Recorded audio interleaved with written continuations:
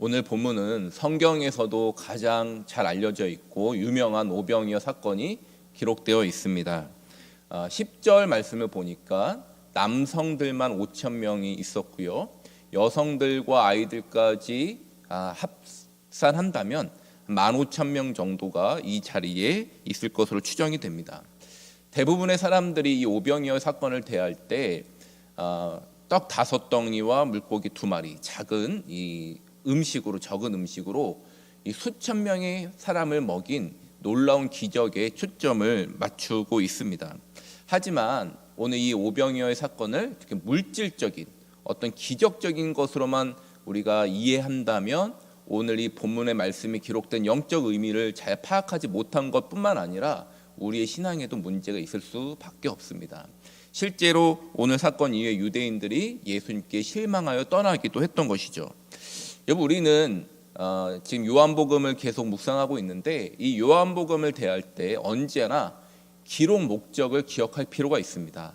요한복음 20장 31절에 요한복음을 기록한 목적에 대해서 분명하게 이렇게 이야기하고 있죠. 예수님께서 하나님의 아들이심을 믿게 하는 것, 또한 사람들이 예수님을 그리스도로 믿고 생명을 얻게 하려 함이라. 이게 요한복음의 기록 목적입니다.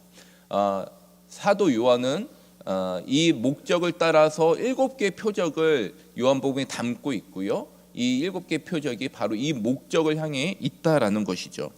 그렇다면 이 오병이에 담겨 있는 영적 의미는 무엇일지 오늘 본문을 좀 더 깊이 살펴보도록 하겠습니다. 우리 먼저 5절 말씀을 다 함께 읽어보도록 하겠습니다. 시작. 예수께서 눈을 들어 큰 무리가 자기에게로 오는 것을 보시고 빌립에게 이르시되 우리가 어디서 떡을 사서 이 사람들을 먹이겠느냐 하시니.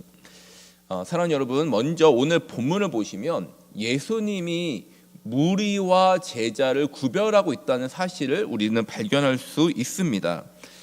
지금 남성들만 5천 명이 예수님을 쫓고 있는데요, 시간이 꽤 지나서 날이 어둑어둑해졌습니다. 사람들이 먹지 못해서 굶주려 있는 상황, 배고픔을 느끼는 상황이었고 예수님이 바로 이 순간 빌립을 비롯한 제자들에게 질문하시기를 우리가 어디서 떡을 사서 이 사람들을 먹이겠느냐라고 묻고 계시죠. 병행 본문 마태복음 14장, 마가복음 6장을 보시면 이 상황을 좀 더 자세하게 설명하고 있습니다. 마태복음 14장 14절을 보니까 예수께서 큰 무리를 보시고 불쌍히 여기사라고 기록되어 있고요. 마가복음 6장 34절을 보시면 예수께서 큰 무리를 보시고 목자 없는 양 같으므로 불쌍히 여기사 이렇게 기록되어 있습니다. 즉 지금 예수님께서는 자기를 쫓고 있는 이 무리들을 향해서 불쌍히 여기셨다는 것입니다. 그들이 먹지 못하고 늦은 시간까지 쫓고 있는 것을 보시고 긍휼히 여기시는 마음으로 이들에게 무엇을 먹여야겠다라고 생각하신 것이죠. 그래서 이들을 먹이기 위한 방법을 지금 누구에게 묻고 있다고요? 무리들에게 묻지 않습니다. 무리의 대표자나 주변 가까운 마을의 어떤 사람에게 물은 게 아니라 빌립을 비롯한 제자들에게 이 질문을 하고 있다라는 것이죠. 우리는 이 질문에서 지금 예수님이 무리와 제자를 구별하고 있다는 것을 깨닫게 되는 것입니다. 여러분, 무리들은 예수님에게 긍휼의 대상일 뿐입니다. 그러나 제자들은 예수님에게 긍휼의 대상만이 아닙니다. 물론 주님이 제자들도 긍휼히 여기셨지만 주님은 제자라 한다면 그들에겐 좀 더 특별한 모습, 좀 더 발전적인 모습을 지금 기대하고 계시다는 것이죠. 여러분, 우리 말씀을 통해서 좀 더 확인해 보겠습니다. 6절 말씀을 우리 다 함께 읽어보도록 하겠습니다. 시작. 이렇게 말씀하심은 친히 어떻게 하실지를 아시고 빌립을 시험하고자 하심이라. 여러분, 예수님께서 빌립에게 이 무리들을 어떻게 먹일 수 있겠느냐라고 물으신 이유와 목적이 무엇이라고요? 바로 빌립을 시험하고자 하셨다라는 것입니다. 여러분, 혹시 예수님이 주시는 시험과 사탄이 주는 시험을 여러분 구별이 되십니까? 아마 대부분 알고 계시리라 생각이 듭니다.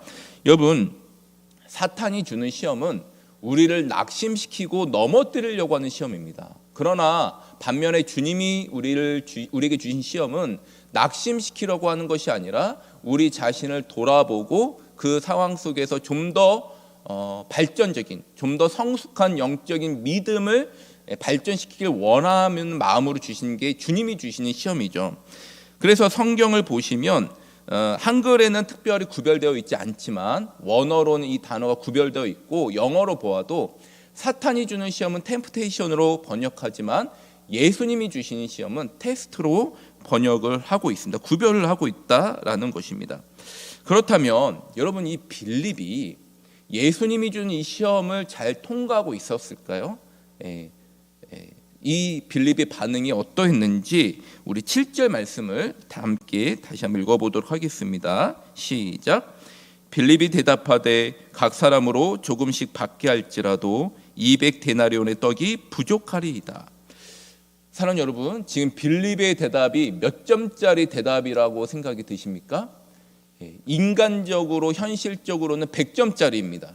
지금 남성만 5,000명, 여성과 아이들까지 합치면 15,000명이기 때문에 이들을 다 먹이려면 200데나리온의 떡이 부족합니다. 정확하게 답을 말했습니다. 그러나 이 시험을 출제하신 예수님의 의도를 생각하자면 빌립의 대답은 몇 점짜리입니까? 빵점짜리죠. 지금 예수님이 이 빌립에게 원하시는 의도가 무엇입니까? 시험을 주신 목적이 무엇입니까? 예수님이 하나님의 아들이심을 믿는 것, 그 믿음 안에서 답하길 원하셨고, 예수님이 이들 향한 긍휼의 마음을 품고 있다는 성품을 이해한 채 믿음의 반응을 원하셨습니다. 그런데 빌립은 전혀 예수님의 의도를 파악하지 못하고 인간적인 답, 현실적인 답만을 했던 것입니다. 바로 이때 또 다른 제자 안드레가 예수님에게 다음과 같이 말씀을 드립니다. 우리 9절 말씀을 같이 한번 읽어보겠습니다. 9절입니다. 시작. 여기 한 아이가 있어 보리떡 5개와 물고기 2마리를 가지고 있나이다. 그러나 그것이 이 많은 사람에게 얼마나 되겠사옵나이까.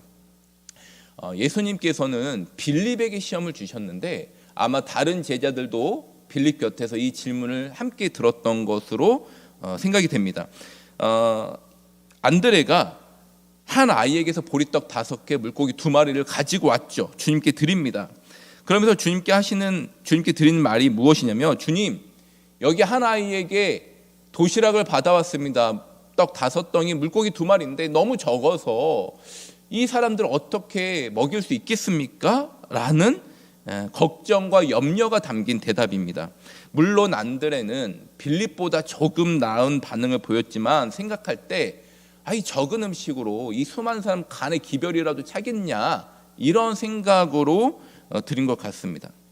사랑하는 여러분, 이제 여러분들에게도 묻겠습니다. 만약 저와 여러분들이 이 현장에 있었다면, 그리고 예수님이 여러분들에게도 동일하게 이 사람들을 어디에서 먹을 것을 가져다가 먹이겠느냐라고 질문하셨다면 여러분들은 뭐라고 대답하시겠습니까? 여러분, 만약 우리가 예수님이 누구인지 잘 모르는 무리라면 주님은 우리에게 이런 질문을 하지 않았을 것입니다. 그저 긍휼의 대상일 뿐입니다. 그러나 만약 저와 여러분들이 예수님을 나의 구주로 고백하고 예수님을 나의 구원자로 고백하고 있다면, 주님을 따르기 원하는 제자란다면 예수님은 우리에게 무언가를 더 발전적인 것을 기대하시면서 이 질문을 하셨을 것입니다. 만약 우리가 중직자란다면, 교회에서 리더의 자리에 있다고 한다면 우리 주님은 더 기대감을 가지고 우리에게 믿음의 시험을 주시는 것입니다. 여러분, 때로 주님께서 주시는 이 시험이 인간적으로 현실적으로 매우 풀기 어려운 막막한 시험일 수도 있습니다. 이 시험이 자녀의 문제일 수도 있고, 관계의 문제일 수도 있고, 경제적인 문제일 수도 있고, 여러 가지 환경적인 현실적인 이런 문제일 수도 있습니다. 그러나 우리는 기억해야 될 것은 무엇이냐면, 주님께서 우리에게 주신 시험은 우리를 낙심시키거나 넘어뜨리려고 하는 시험이 아니라 우리가 더욱 영적으로 발전하기를 원하시는 믿음의 시험이라는 것을 우리는 기억해야 하는 것입니다. 우리는 주님께서 주신 이 시험 앞에 예수님이 어떠한 분인지 이해하고 그분의 성품을 깨달으며 믿음의 반응을 보여야 하는 것입니다.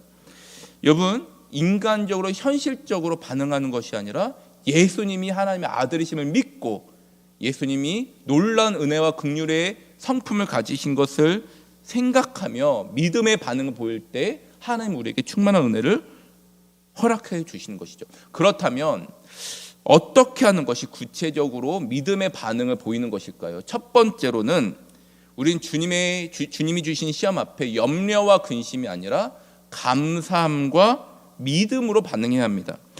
내가 가져온 이 오병이어 정도로는 택도 없다, 이러한 염려와 근심으로 반응하는 것이 아니라 믿음으로 반응해야 한다는 것이죠. 왜입니까? 예수님이 전능하신 하나님의 아들임을 믿기 때문이죠. 우리 주님은 떡 5덩어리 정도가 아니라 돌들로도 수천 수만 명을 먹이실 수 있는 전능자라는 사실을 우리는 확신해야 합니다. 그러므로 우리가 당하는 시험 앞에 내가 가지고 있는 것이 너무나 초라하다 할지라도 주님 앞에 내어드릴 때 걱정과 염려가 아니라 감사함과 확신과 믿음을 가지고 내어드려야 한다라는 것입니다. 그렇다면 우리 주님은 우리의 부족함을 채워주실 뿐만 아니라 이것을 통해 놀라운 하나님의 역사, 부어주시는 은혜를 허락해 주시는 것입니다. 근데 만약 우리가 여기서 빌립처럼 아무것도 내어드리지 않고 현실적으로만 대답한다면 우리는 하나님의 능력과 은혜를 경험할 수 없는 것입니다. 두 번째로 우리가 믿음으로 반응한다는 것은 교만함이 아니라 겸손함으로 반응해야 한다는 것입니다. 여러분, 오늘 오병이어의 기적이 가능했던 이유는 한 아이가 겸손하게 자신의 도시락을 내어드렸기 때문이죠. 근데 만약 누군가가 옆에서 야 저리 비켜봐, 나한테 떡 100개가 있어, 물고기 50마리가 있어 하면서 자신을 뽐내면서 당당하게 주님 내가 떡 100개 물고기 50마리를 드립니다 하면서 자신을 드러내면서 뽐내면서 들었다면 여러분 어떤 일이 벌어졌을까요? 떡 100개와 물고기 50마리로 수십 명은 배불리 먹었을지 모르겠지만 남은 사람은 굶주렸을 것입니다. 그러나 여러분, 이 어린 아이가 자신의 것을 겸손하게 드렸을 때 어떻게 됩니까? 하나님께서 그것을 채우셔서 15,000명을 배불리 먹이고도 남게 하는 역사가 벌어진 것입니다. 사랑하는 여러분, 하나님이 우리에게 원하시는 것은 믿음의 공로가 아니라 겸손하게 내어드리는 것입니다. 그럴 때 내가 드러나는 것이 아니라 하나님이 드러나시고 우리가 하나님의 도구가 되어 하나님의 놀라운 역사가 펼쳐지게 되는 것이죠. 사랑하는 여러분, 혹시 시험 가운데 있습니까? 기억하십시오. 주님은 우리를 넘어뜨리려고 하는 것이 아니라 우리의 신앙의 진보를 이루기 위한 믿음의 시험을 우리에게 주십니다. 이 시험 앞에 현실적으로 인간적으로 반응하는 것이 아니라 믿음으로 반응하실 수 있기를 주님의 이름으로 권면드립니다.